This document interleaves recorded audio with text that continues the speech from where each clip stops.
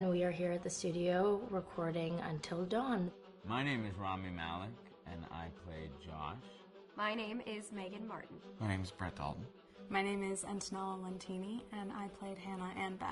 My name is Jordan Fisher, and I play the character Matthew, Matt for short. I'm Nicole Bloom, and I play Emily in the game. My name is Noah Fleiss. I am Galadriel Steinman, and I play Ashley. So Until Dawn is the story of 8 teenagers who revisit this cabin in the woods about a year later after a really traumatic experience where I've lost 2 of my sisters, so coming to kind of get some closure in that respect.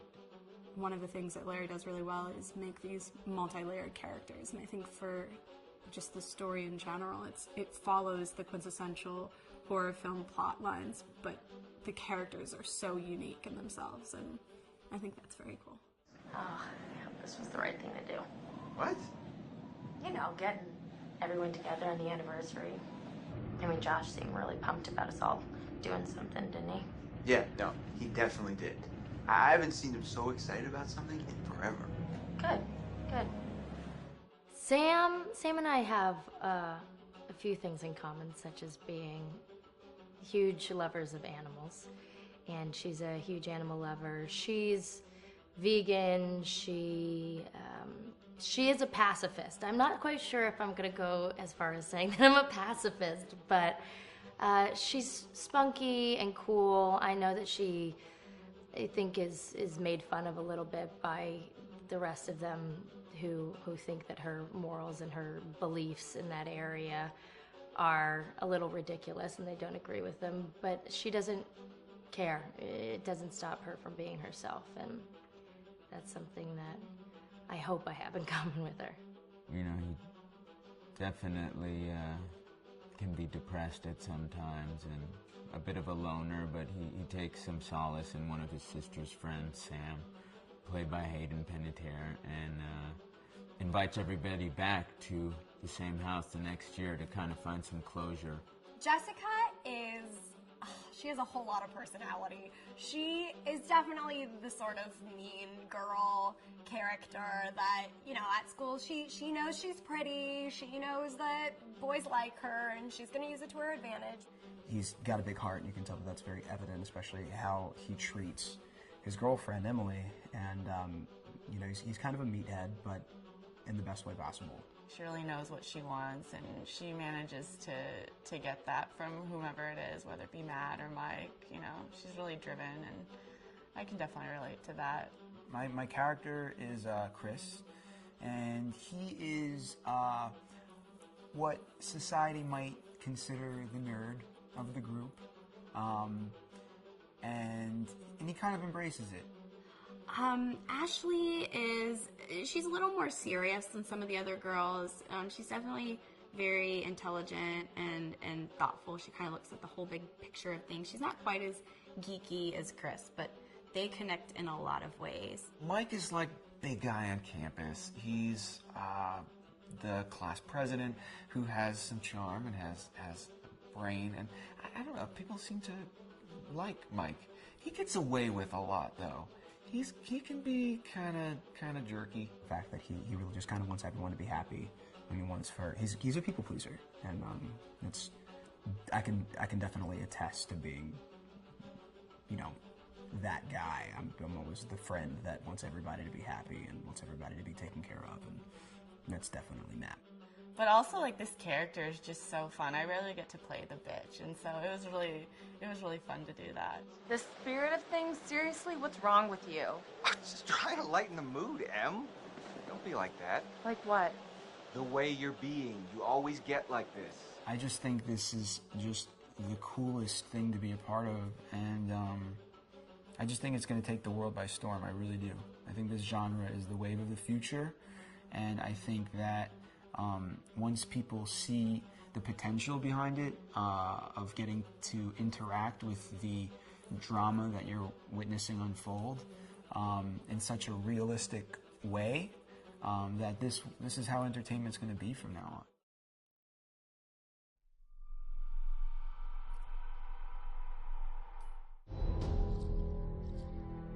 Hi, this is Lee Robinson, production designer on Until Dawn.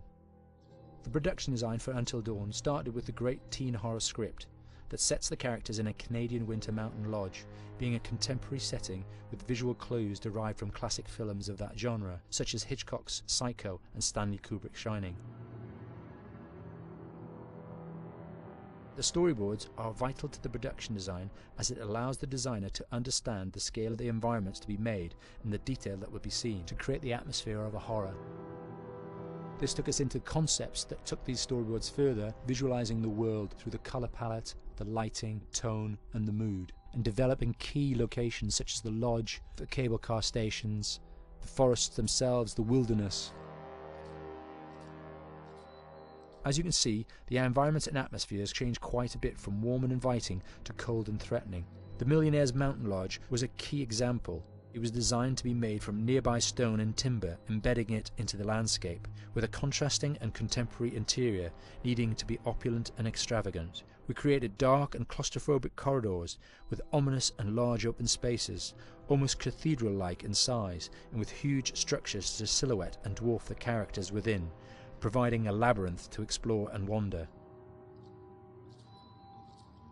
Each character was developed with a strong visual identity in mind, with contrasting colours, tones and silhouettes to identify them, each to have their own texture, pattern and shape, so that when they were lined up you could always identify them. The costume designs allowed a range of clothes that would suit them for the cold winter weather, but also have an element of style and individualism, so that the audience could look at them and relate, recognising themselves within them. A lady would like to cuddle up with her man by a nice cozy fire bathed in atmospheric mood lighting. Right. It'll get plenty toasty once we're rubbing up against each other. Mike. Yeah. Fire and mood lighting. Yes. Working with the lighting artists, we really brought the look and feel of the world together, and this required a thorough understanding of the visual language of teen horror. A key scene was where all the characters emerge out of the rear of the lodge chasing Hannah. A contrast is evident straight away from the exterior wilderness to the warmth of the lodge. The attention to character lighting here is through the bounce and rim lighting, accented colours and composition, creating characters that come from the dark into the light and back again with an emotional effect. Guys, there's someone outside. What the hell? Hannah! What's going on? Where's my sister going? It's fine. She just can't take a joke. It was just a prank, Han.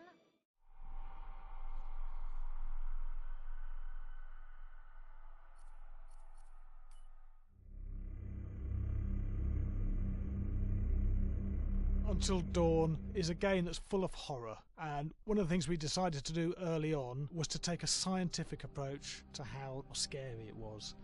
So we did experiments on people and we measured their responses to the game. We've created a test area. It's as close to a home setup as we can get it. We've recruited ordinary people to play the game and we've left them to play it on their own. You're turning the light off.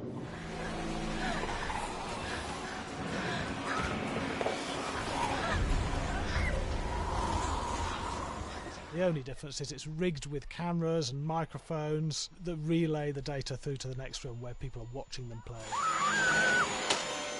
Bracelet here we use for biometric testing. It measures the player's emotional response. It's called a galvanic response sensor. It makes contact with the user's skin and it measures the electrical conductivity across their skin. It's the same principle as an old-fashioned lie detector. When you're stressed, you sweat a little, very sensitive. It picks up tiny changes if the player is feeling anxious or scared. That data's fed back to a testing team, comes through as a graph. I'm so sorry.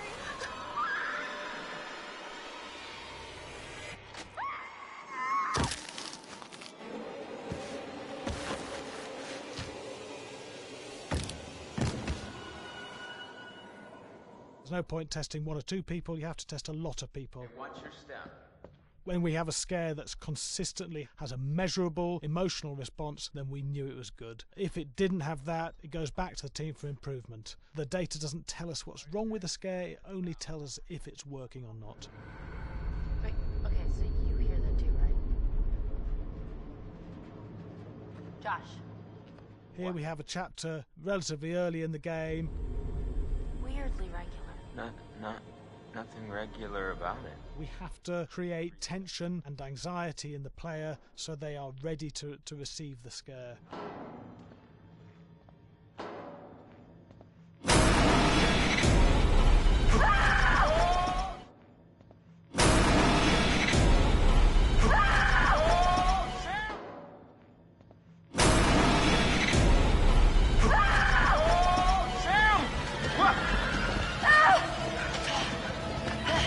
Give the player time to recover, to cool down, to calm down, and then start building the tension again before we do the next scare. Hey. What? Hey. What the hell? Boom. You just got mugged.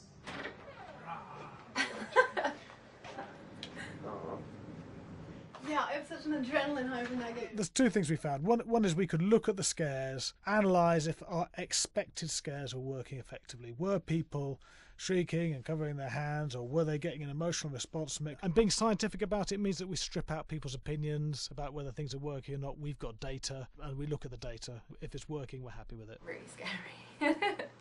Bit scared and wanting to get away. I actually be maybe a bit scared to play it on my own, but in a room with the lights on, yeah, with some other people as well, yeah, maybe. But because I'm a scaredy cat, I would play with someone in the room. And the lights on. It was one of the scariest games I've played in a long while.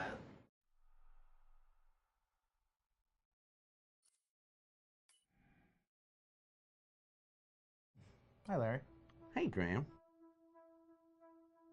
Hi, my name is Graham Resnick. I'm a filmmaker, writer, director, sound designer, and I started working with Larry Fessenden about 10, 15 years ago through my friend Ty West, who I grew up with, and have done a lot of sound design with on his films. And he was producing Ty's films at the time, and Ty introduced me to Larry. Larry produced my first feature, and we've written together on several projects. My name is Larry Fessenden. I'm a filmmaker. I run Glass Eye Pix, which is an independent production company out of New York. We make indie movies, a lot of scary movies as well. And I got a call to audition to write this video game. And I called my pal Graham Resnick because Graham is a gamer. And while I thought I could offer something to the idea of writing this multi-branching story, I knew that I would want Graham's expertise as a lover of gameplay, since I guess games were started. So and just as a lover. And as a lover, yes. Just why there's so many sex jokes in the game. There was one Italian website that did say the Larry that's Fessenden right. and Graham Resnick, the two lovers behind Until Dawn. Come here. Maybe I know how to handle you too. I am definitely ready to be handled. So I wanted Graham by my side. Yeah, and we got the gig, and it's been an amazing ride. Oh, hell yeah. Oh my god. She's taking her shirt off. What? Oh my god. Matt, what are you doing here? Hannah. I'm sorry, Hannah. This all got Don't out of worry, hand, just but... So in the game, the basic setup is that a year prior to the game's start, all these kids had gone up to a ski lodge that was owned by the parents of one of the kids, or a couple of the kids, and some of the teenagers played a prank on some of the other teenagers, and the terrible tragedy occurred when a few of them, two sisters, ran out into a blizzard, and were never seen from again.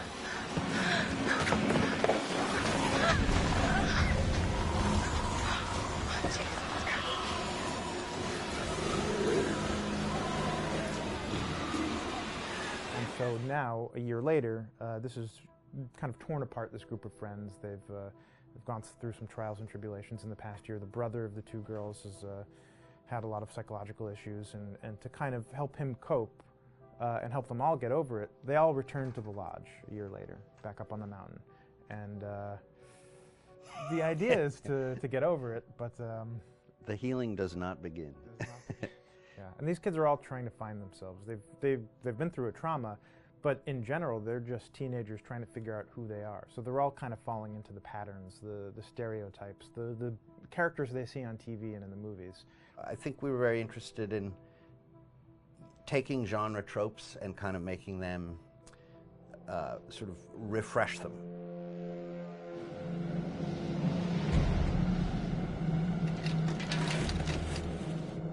Hey, did you see that?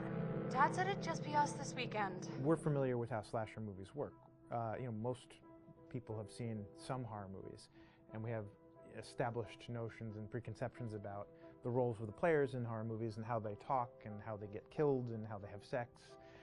And to bring you into the game that way and then subvert a lot of those expectations was kind of our goal. They're haunted by some incident that happened in their past, which I think you pretty much figure out that that's going to have a role in their interaction.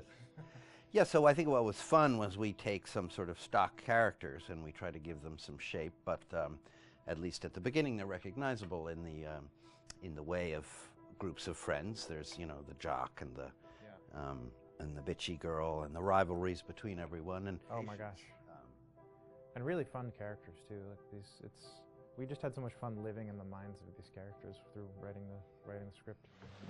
What do you think? Jesus! It was fun. I think we were looking to get that kind of banter that you see both in movies, but also that you absolutely have with friends and sort of those inside jokes. And of course, as writers and as friends ourselves, we sort of developed little tracks and we try to give the characters that kind of vibe.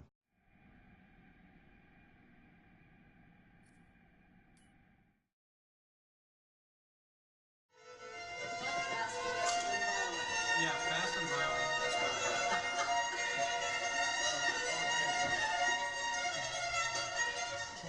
All right, from the top.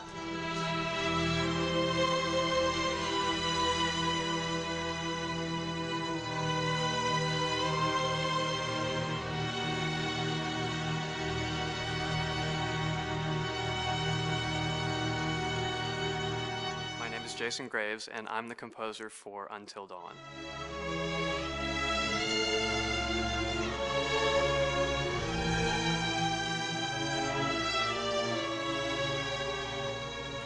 I've been involved with Until Dawn for about a year now. Originally, I was contacted by Barney Pratt, the audio director. I think that had something to do with my lineage of horror games, and hopefully not the fact that my last name is Graves, although a lot of people seem to associate my name with scary music.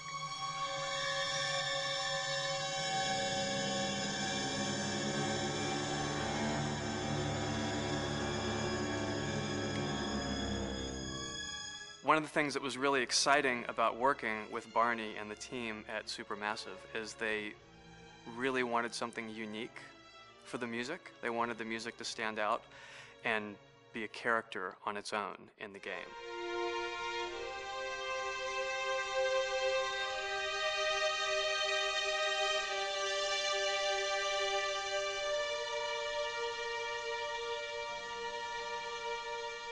When I'm first starting on a new score, and it doesn't matter if it's film, television, or games, I always end up going to the main theme.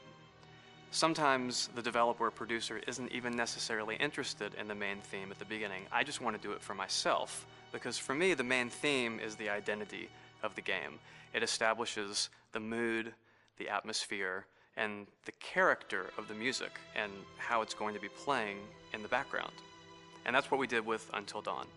That was actually my demo pitch to Supermassive Games. I put a main theme together, recorded all the instruments at my studio, and sent it to them. And they liked it. We actually ended up recording that exact theme, all the instruments and everything, live here at Ocean Way, probably 9 months ago. And that's what we've been using in all the demos for the game, and that's the final version of the theme that is the main theme that you'll hear on the menus and in some key pieces of gameplay.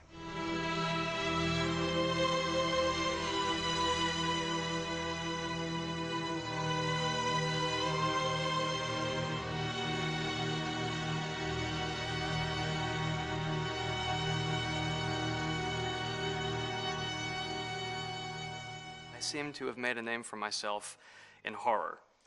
And there's something about scary music, I think it's maybe the lack of rules, The biggest rule in scary music is there are no rules, so you can do anything you want, and actually, if you end up doing things that don't feel like they would work out together, they kind of clash, and it ends up being even more effective for scary music.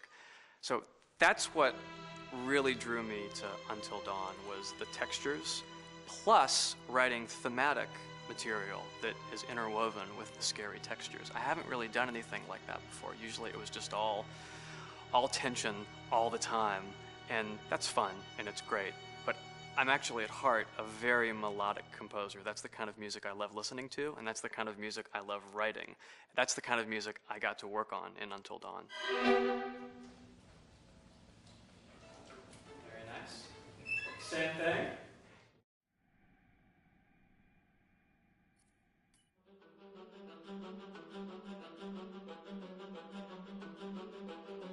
My name is Will Biles, Executive Creative Director of Until Dawn.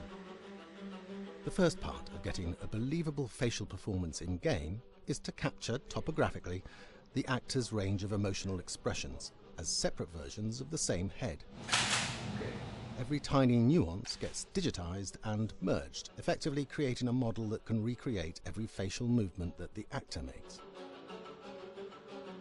Once the topography has been recorded, the actor's performance itself can be captured by using a predetermined set of marker points, drawn precisely on the face, and a high-def helmet cam, wirelessly linked to capture devices. The camera is the small box where it looks like the microphone should be. Outro Sam. Mark.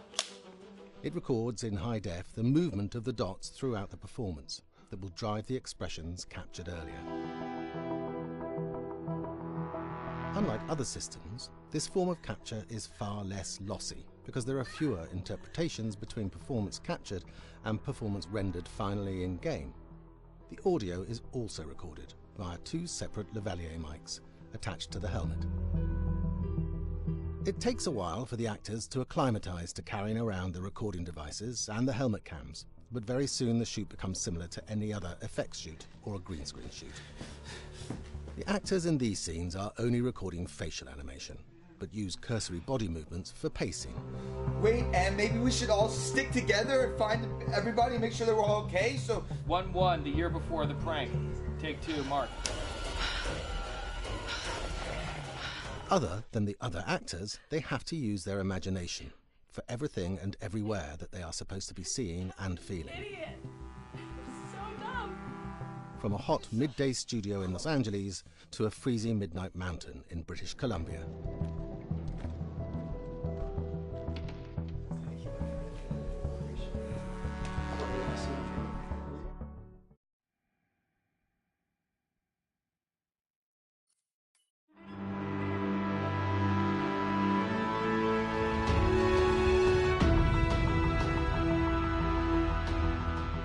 Until Dawn has a dynamic, ever-changing story, the facial performances and the body performances are recorded separately, with different systems.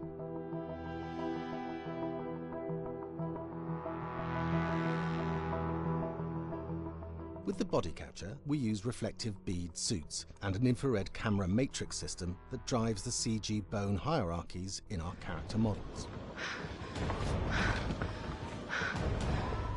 These performances cover everything from character locomotion, scene-specific performances and stunt work, most of which was recorded at studios in Pinewood and Shepperton, near London. Hannah! Hello? Combining all the elements seamlessly in the final game becomes a formidable editing and logistical task. Every variation, both physical and emotional, must be combined in these multi-edits. Scaffolding props have to stand in for the sets, because the hundreds of infrared cameras have to be able to see all of the reflective beads on the actor.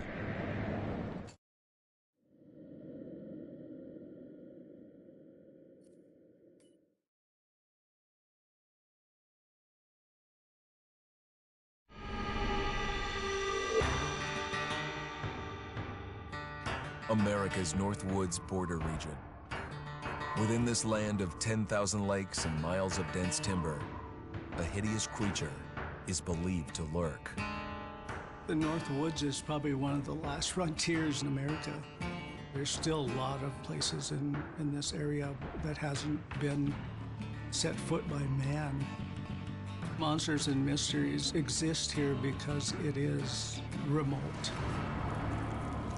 Up in the North Woods, winters are long. In times of biting cold and isolation, a devouring monster is believed to come forth. It's terrorized native people for generations. Growing up, I was told, like, don't go outside, the Wendigo will get you.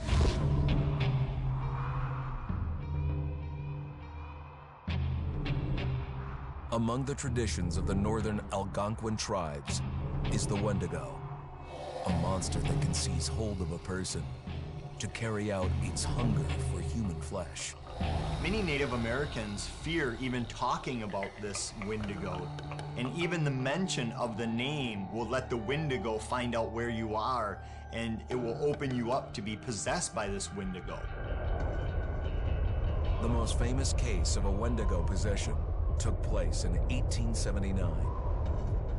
In the deep woods outside of Edmonton, Alberta. Swift Runner, a Cree Indian, was a trapper and a guide. He had left town the previous autumn with his wife, 6 children, and his mother. But when Swift Runner returned in spring, he was alone. Swift Runner came into a nearby village telling this heartbreaking tale. I had to watch them starve to death. Of his family being killed by starvation, and that he was the only survivor. My whole family gone. It wasn't hard to understand a family falling victim to a brutal winter. To even not. Yet something was suspicious about Swift Runner. He was a strapping man, and he came into town weighing over 200 pounds. It didn't look like somebody who had just weathered a terrible winter. He wasn't malnourished, didn't look like he was starving. He looked healthier than ever. After a few nights, it became clear that something was wrong. He started having night terrors, screaming in his sleep. I am the Wendigo! Villagers alerted the police.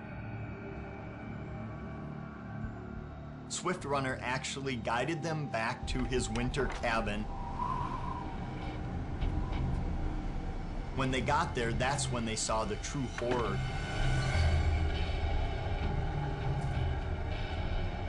Human skulls were scattered around, many bones, some of which had been snapped in half, and the marrow inside had been drained. They had never seen anything like it. Swift Runner had killed his entire family, shooting them, hitting them with an axe, strangling, and then eating most of their bodies.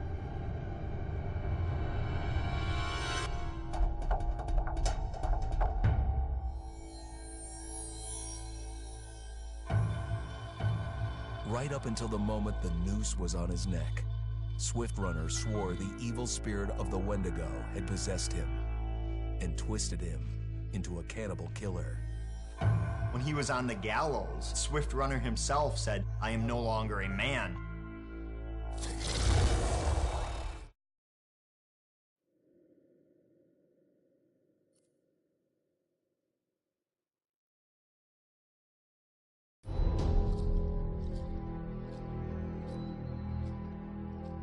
Just move over there. Go on, move. Let me say what I came to say. I'm here to tell you what you're up against being back on this mountain. You should never have returned. I don't know why you did after what happened last year. You mean with Hannah and Beth? Yeah, how could you know without being involved? I don't take kindly to you kids coming up here to my mountain. Your mountain. The mountain don't belong to me, it's true. But it don't belong to the Washingtons. This mountain belongs to the Wendigo. Hi, this is Lee Robinson, production designer at Supermassive Games. Understanding the ancient myths of the Wendigo was key for their development that helped the visual look. Through sketches and concepts, these elements were visualized, such as eyes being milky, almost dead, with loss of lips and eyelids due to frostbite, fangs growing and arms and legs getting longer, with skin hardening and thickening to look snarling and menacing, yet withered and lean. What the hell was that? Another fucking piece of fingers and toenails extending like claws, allowing them to climb effortlessly. We made them look gaunt and weathered, and having ragged remains of clothes they wore. Blood-stained and rotten, with patches of hair still remaining, they retained strong skeletal limbs, which enable them to be agile and quick through the environment. Where are you? My name is Jamie Gallipo, Animation Director at Supermassive.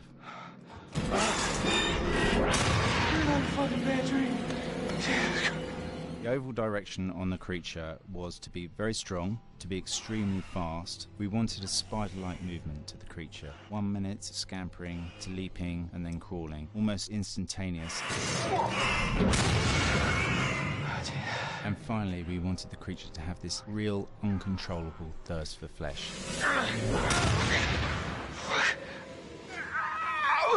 From a sound design perspective, the Wendigo is a real challenge. For the main vocalisations of the Wendigo, we used our own vocalisations, various different animals from the exotic to the farmyard, various plugins and processes to gel these sounds together and keep a human resonance behind that voice, telling the backstory of the Wendigo.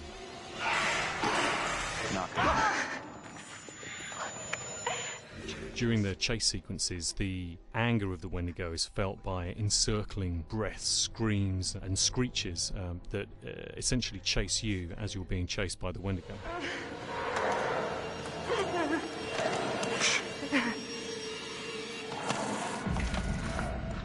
We would layer them up in a multitude of layers, sometimes 15, 20 sounds playing at the same time, to build up the vocalizations for this fearsome creature which is always in attack mode, hyperactive and chasing you throughout the game.